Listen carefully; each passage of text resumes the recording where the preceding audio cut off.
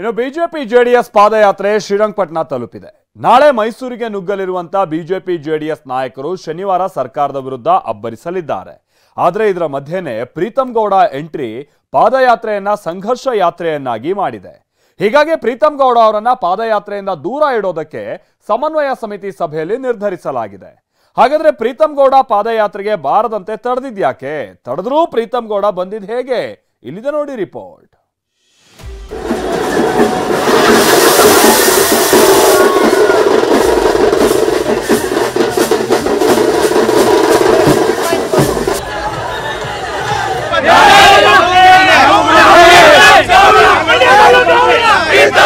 ಪ್ರೀತಂ ಗೌಡರು ರ್ಯಾಲಿನಲ್ಲಿ ಭಾಗವಹಿಸಬಾರದು.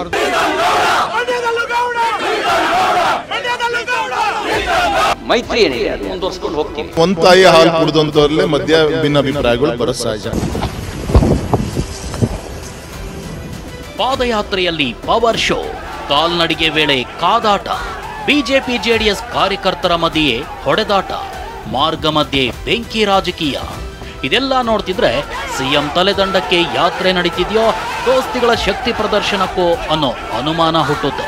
ಯಾಕಂದ್ರೆ ಪಾದಯಾತ್ರೆ ವೇಳೆ ಎಚ್ಡಿಕೆ ಡಿಕೆ ಮಧ್ಯೆ ಆಸ್ತಿ ಕದನ ನಡೆದ್ರೆ ಪ್ರೀತಂ ಗೌಡ ಎಚ್ಡಿಕೆ ನಡುವೆ ಪ್ರತಿಷ್ಠೆಯ ಫೈಟ್ ನಡೆದು ಹೋಗಿದೆ. ಅದಕ್ಕೆ ಈ ಎರಡು ದೃಶ್ಯಗಳೇ ಸಾಕ್ಷಿ.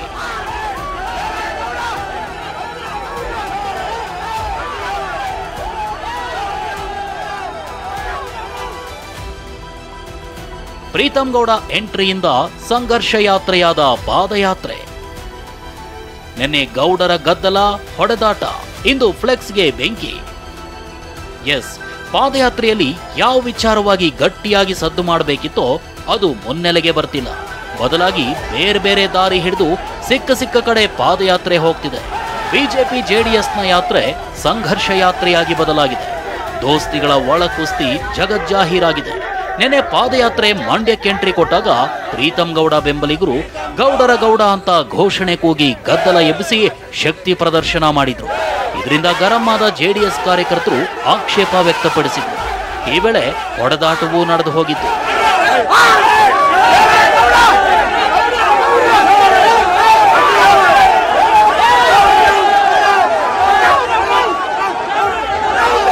ಇಷ್ಟಕ್ಕೆ ಮುಗೀತಾ? ಖಂಡಿತ ಇಲ್ಲ.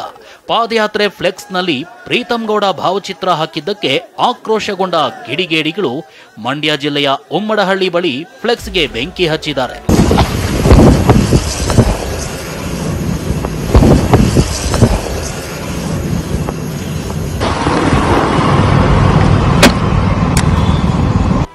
ಇಷ್ಟೆಲ್ಲ ಆಗ್ತಿದ್ದಂತೆ ಸಮನ್ವಯ ಸಭೆ ಸೇರಿದ ಬಿಜೆಪಿ ಜೆಡಿಎಸ್ ನಾಯಕರು ಪ್ರೀತಂ ಗೌಡರನ್ನ ಪಾದಯಾತ್ರೆಯಿಂದಲೇ ದೂರವಿಡಲು ನಿರ್ಧರಿಸಿದ್ದಾರೆ. ಸಮನ್ವಯ ಸಭೆಯಲ್ಲೂ ಪ್ರೀತಂ ಗೌಡ ವಿರುದ್ಧ ಕೆರಳಿದ ದಳಪತಿಗಳು ನಿನ್ನೆ ನಡೆದ ಘಟನೆ ಮರುಕಳಿಸಿದ್ರೆ ಆಗುವ ಅನಾಹುತಕ್ಕೆ ನಾವು ಜವಾಬ್ದಾರರಲ್ಲ ಅಂತ ಗರಂ ಆದ್ರು.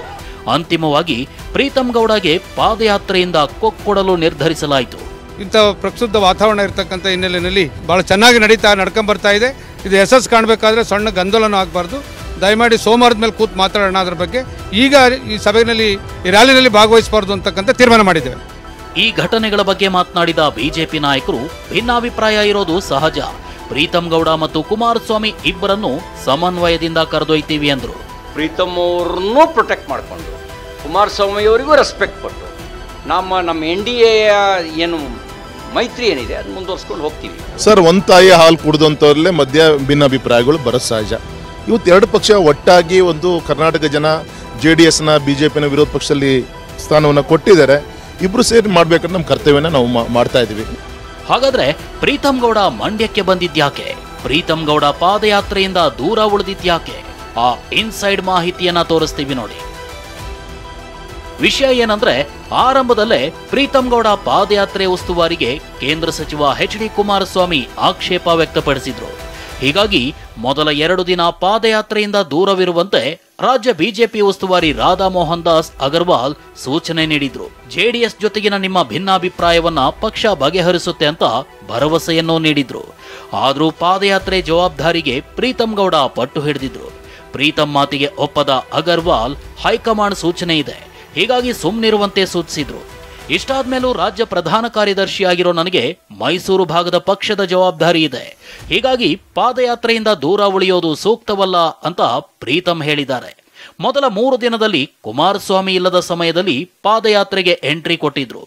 ಆಗ ಮೈಸೂರಿನ ಸಮಾರೋಪದ ಉಸ್ತುವಾರಿ ನೋಡಿಕೊಳ್ಳುವಂತೆ ವಿಜಯೇಂದ್ರ ಸೂಚನೆ ನೀಡಿದ್ದಾರೆ. ಆದರೂ ಮಂಡ್ಯಕ್ಕೆ ಎಂಟ್ರಿ ಕೊಟ್ಟು ಪ್ರೀತಂ ಶಕ್ತಿ ಪ್ರದರ್ಶನ ಮಾಡಿದ್ದು ದಳಪತಿಗಳನ್ನ ರೊಚ್ಚಿಗೆಬ್ಬಿಸಿತು.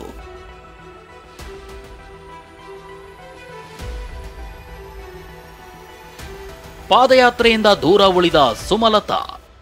ಇದರ ಮಧ್ಯೆ ಮಂಡ್ಯ ಮಾಜಿ ಸಂಸದೆ ಸುಮಲತಾ ಪಾದಯಾತ್ರೆಯಿಂದ ದೂರ ಉಳಿದಿದ್ದಾರೆ. ಪಾದಯಾತ್ರೆ ಮಂಡ್ಯಕ್ಕೆ ಎಂಟ್ರಿ ಕೊಟ್ಟರು ಸುಮಲತಾ ಮಾತ್ರ ಎಲ್ಲೂ ಕಾಣಿಸಿಲ್ಲ. ಮುಡಾ ಹಗರಣ ಖಂಡಿಸಿ ನಡೆಸ್ತಿರೋ ಬಿಜೆಪಿ ಜೆಡಿಎಸ್ ಪಾದಯಾತ್ರೆ ಶನಿವಾರ ಮುಕ್ತಾಯವಾಗ್ತಿದೆ. ಬಳಿಕ ವಾಲ್ಮೀಕಿ ನಿಗಮದ ಹಗರಣ ಕೈಗೆತ್ಕೊಂಡು ಹೋರಾಡಲು ಬಿಜೆಪಿ ನಿರ್ಧರಿಸೋ ಸಾಧ್ಯತೆ ಇದೆ. ಬಳ್ಳಾರಿಗೆ ಪಾದಯಾತ್ರೆ ನಡೆಸುವ ಪ್ರಸ್ತಾವನೆಯನ್ನ ಮಾಜಿ ಸಚಿವ ಶ್ರೀರಾಮುಲು ಇಟ್ಟಿದ್ದಾರೆ. ಒಂದು ವೇಳೆ ಪಾದಯಾತ್ರೆ ನಡೆದ್ರೆ ಮತ್ತೊಂದು ಬಳ್ಳಾರಿ ಚಲೋಗೆ ರಾಜ್ಯ ಸಾಕ್ಷಿಯಾಗಲಿದೆ. ಕಿರಣ್ ಹನ್ಯಡ್ಕ, TV9 ಬೆಂಗಳೂರು.